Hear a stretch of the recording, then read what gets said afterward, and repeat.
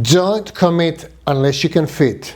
This mistake in a driving assessment is so common that a lot of people fail without even remembering later on when the assessor gives them, the feedback from the assessment, what happened and where. So I'll tell you exactly what it is and what I mean. So don't commit unless your car can fully fit. So if the assessor asks you to turn right into the car park and there's a vehicle turning left from the opposite direction into the same car park, if you're down here and wanting to turn right in that particular car park and there's a car turning from that direction in the same car park, okay? You've got to make sure that that car cleared enough space for you to fit inside of the car park, and as a result you will not end up stranded in the middle of potentially in the middle of the path of the oncoming traffic. If this car is still there and you already committed, so what would you do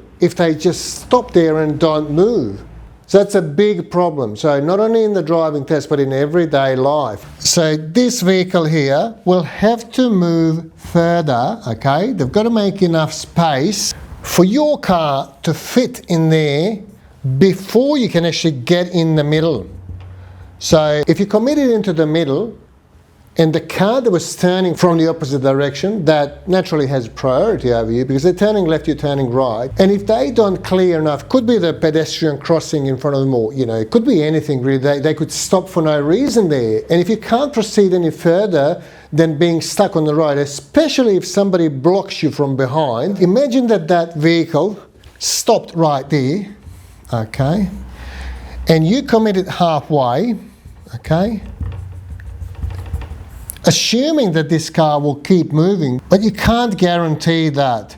So imagine you're standing here and somebody else blocks you from behind, and in the meantime there's traffic obviously proceeding from that direction going straight. So you would be in the middle of the path of the oncoming traffic. So if somebody hits you, it would certainly be your fault.